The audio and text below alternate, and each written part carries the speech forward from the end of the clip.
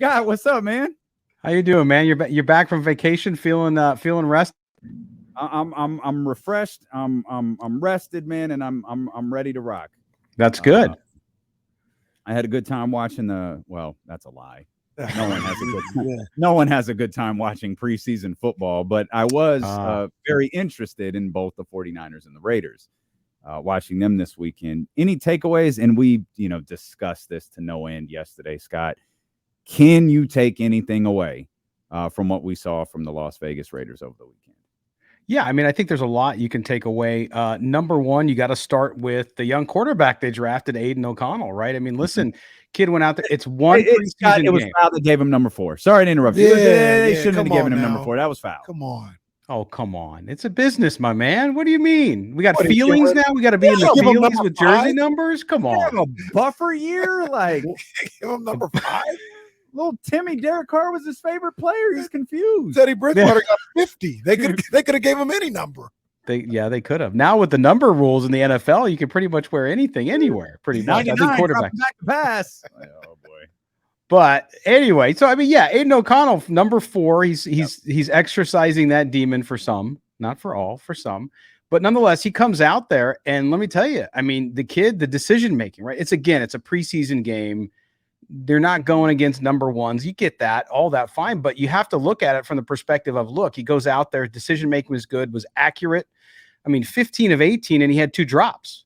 So very well could have been 17 and 18. But I think that was good, too, to see him out there. That was one of the big takeaways. Second takeaway, they have a long way to go in building the roster on the defensive side of the ball. But the defense played differently. They swarmed to the ball. They created turnovers. The Raiders have not been able to create turnovers for years. I mean, it's been a terrible albatross around their neck along with the other things. But nonetheless, they've been able to, so far in the practices against the 49ers last week and in the game, really swarm towards the ball. And you started to see some guys and see what competition does on the defensive front as well. So one of the things that I thought about watching this game is Josh McDaniels, and his approval rating, at the very least on this show, is very, very low, very low. Yeah, a lot of people don't believe in Josh McDaniels, but I was thinking while I was watching, I was like, well, maybe I'm a little too harsh on McDaniels. Maybe he actually is head coach material, because I think we talked about it last week. As bad as the season went last year, and the blown leads that they had, part of having the blown lead is being up by 20, at some point. Yeah. And he was able to do that multiple times, time and time again, and they weren't able to hold on to the lead. Do you think that in the second year of Josh McDaniels, there are some things that he's kind of putting together and building that we're going to see come to fruition here in this second season under Josh? Well, he better, right? I mean, the reality is this business is based on performance, and that goes with the coaching staff too. Now, I will say this. I think you're right. I think if you talk to people like our listeners in Raider Nation, they are not happy with Josh McDaniels. A lot of them, it's a polarizing guy like Derek Carr was in the fan base for whatever reason, and they're not happy with what happened. You talked about building the leads, those catastrophic collapses. And there's an old movie, I don't know if you guys ever saw it, but it's one of my favorite movies called Glenn Gary, Glenn Ross. It's also a famous Broadway play. And in that movie, Alec Baldwin stops a salesman from getting coffee, and he says, no, put the coffee down. He says, only closers get coffee. Right. And in this case, Josh McDaniels doesn't get coffee until he learns how to close out games as a coaching staff and gets his team to do so. So I think if you look at it from that perspective, there's a lot of pressure on him. I'm not fully convinced either, guys. I mean, look, he's got to show it out.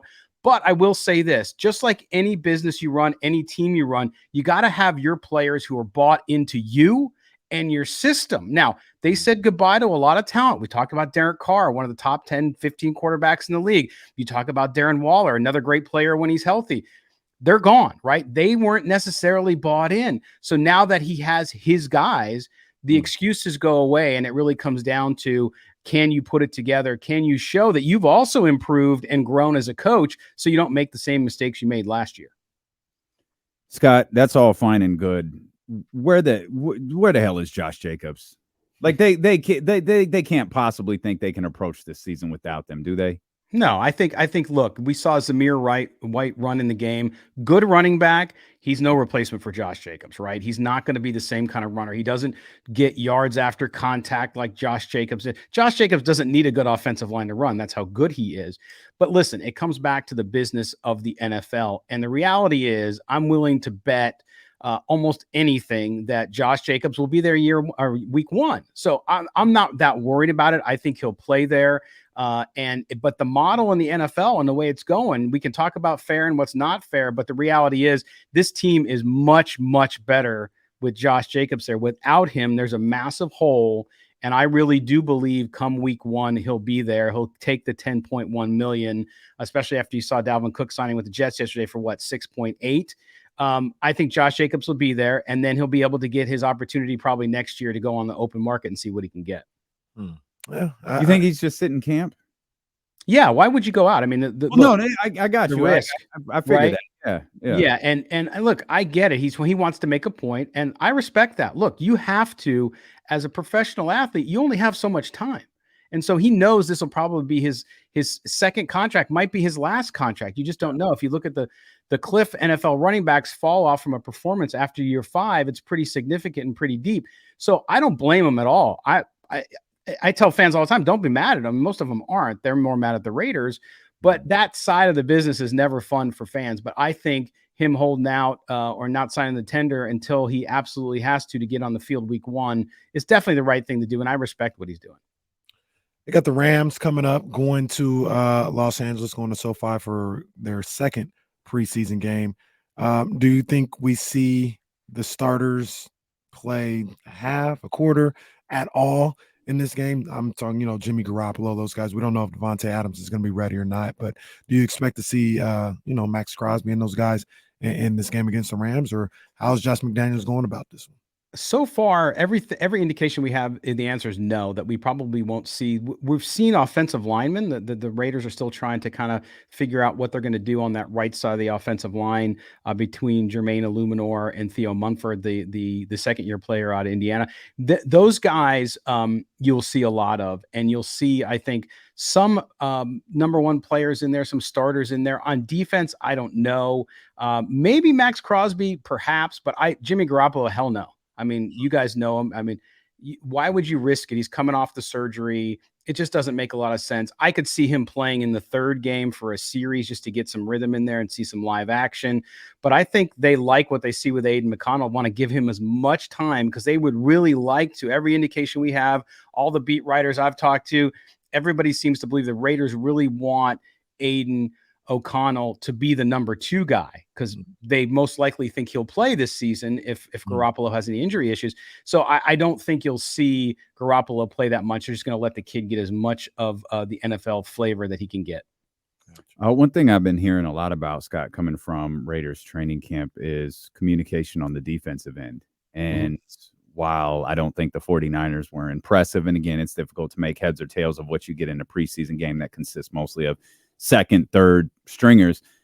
It could just be the timing of the whole thing, but reading about how the Raiders were looking to make communication on the defensive end a focal point of training camp, I thought they did a hell of a job of executing that against San Francisco over the weekend.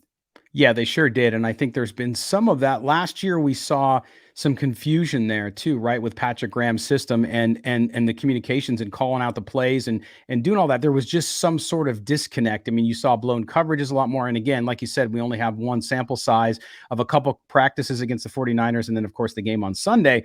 But that, to a man, that's what you're hearing, is that they are communicating better. It helps when you have guys like Marcus Peters back there to take some of the young talent they have and kind of teach him up a little bit. And he's been in the system before. So I think that overall that's going to be key because they don't have enough talent on defense. Let's just face it. They are better there, I believe, than they were the last couple of years, but they're still not going to be a top level defense. So you need to be able to maximize whatever you can get out of the talent you do have. Communications is going to be key. And it was not, that was a nice takeaway from that first game to see it, no matter who they were playing. Mm-hmm. Let me go, Scott, let me go big picture here with you, because there was stuff floating around Twitter and the internet again about the crowd at Allegiant Stadium. A lot of Niner fans, and we've known for the first couple of years. Opposing fans, they love coming to Las Vegas. They love coming there, and they show up and show out. Is that something that the organization is worried about? Do they think it's maybe something that's just like because it's so new having a team in Las Vegas that if a team is going there for the first time, a lot of people are going to show up and it's going to fade out eventually? Or is it something that they feel like they're going to have to contend with for as long as the Raiders are in Vegas? You know, it's an interesting story, and having lived in Las Vegas twice myself, including being a season ticket holder the first season with the Vegas Golden Knights when hockey came there. I know hockey, NFL, different sports, different audience overall, but that was the big concern with hockey too, which was like, geez, hockey in the desert. And that took care of itself because they went to the Stanley Cup Finals in the first year, and now they won a Stanley Cup this past season. So winning helps, as you guys know, winning helps everything. But I do think the Raiders are not concerned because they're counting the dollars, right? So again, I know fans don't want to hear that, but it's true. They're selling the tickets. The Raiders had the most expensive preseason ticket because of 49er fans, right? 49er fans wanted to go to Vegas, check out the new stadium, check out the Raiders. And so they go out there and they do that. So I think two things will happen. They're still new in the market. They have not won. It's hard to get people excited. A team relocated there. We talked about it last time, KC, with the A's and all that stuff too, which is a whole different story. But nonetheless, I think two things will happen there. Number one is, remember, I don't know about you guys, but I do meet. I have a core group of buddies, and we meet once a year at an NFL game somewhere in the country. Mm-hmm. Now, if you're going to do that, I know there's a lot of guys who do that. If you're going to do that, you want to go to Detroit or you want to go to Vegas, right? So you're going to save your money. You're going to go to Vegas. So I think there's always going to be a higher percentage of people who want to go to a destination city and see their team play against a franchise like the Raiders. But then secondarily, I think as the Raiders, and if the Raiders can build a winning organization and start to turn hearts in Las Vegas and all around, I think you'll see a lot of the people selling their tickets to these fans probably won't sell them. They'll either keep them or they'll get excited about what's going on and go there. So I think over time it'll take care of itself. It's a common criticism of all events in Las Vegas. There's some validity to it because you can see it on TV, but I think over time it takes care of itself. Not everybody agrees with me, but that's my take on it. Well, Scott, you always have the Chargers. You always get to go to LA at least one time a year. You got that. I'm okay excited to see that stadium. That stadium looks insane. I can't wait. Legion looks phenomenal. I can't wait to see it. It's beautiful. I mean, both those stadiums, LA, of course, and Vegas, built at the same time. The LA thing is a whole different thing. It was in a different economic stratus. But yeah, it's a great place to watch a game. It's a great place to visit too. They do tours all week long, and they're always sold out. So NFL fans from all across the country, even if they're not coming from a game, go in to see the stadium because it is pretty impressive. Scott, you said Josh Jacobs going to be there week 1 for the Las Vegas Raiders. What about Hunter Renfrow? Will he be? Hunter Renfrow, good question. So we talk a lot about this, D'Lo, on our show because early on, he was a guy that we pegged as someone who would be trade bait, right? Because you look at what the Raiders did in the offseason, bringing in Jacoby Myers. They signed 3 different slot receivers. Now, love Hunter Renfrow. He's had trouble staying healthy. Great route runner. Really clicked with Derek Carr and had some success, but he makes a lot of money. He's $14 million against the cap. It's like, wow, it's a lot of money. So I think as the camp goes on, as we get to the end of the preseason here, as injuries start to take hold, unfortunately, in the league, if somebody needs a slot receiver and they call the Raiders, my guess it would be that they would be willing to listen. Does that mean he's going to get traded? Not necessarily, but I certainly believe that he is one of those guys because of the economics involved, because of the logjam they have in the wide receiver room. He could very well be in a different zip code come September 10th, week 1 in the NFL. He seems like somebody that Jimmy Garoppolo would look for a lot. You know, somebody get open in space and, you know, not somebody that's going down the field Easy too target. much. Yeah. And he's a great guy. He used to be, he was on our show weekly when I was on Raider Nation Radio in Las Vegas. He was a contributor on my show, and he's a great dude and he works his tail off. And yeah, seemingly he would do well in that system with Garoppolo. But they loaded up there, and maybe he does win out and McDaniel says, you know what, we don't, I don't care how much we're paying him. We need him. there too, because they're going to run 2 tight end sets as well with Michael Mayer, who's a little bit banged up and didn't play, of course, on Sunday. And they have that system dialed in. And so they're going to count on Jimmy G to dump the ball off a lot in the middle of the field, as you guys know. And so he's a guy, he's sure-handed. When he does catch the ball, he's doing that. He had fumble issues early on a couple years ago, but he kind of shored those up last year.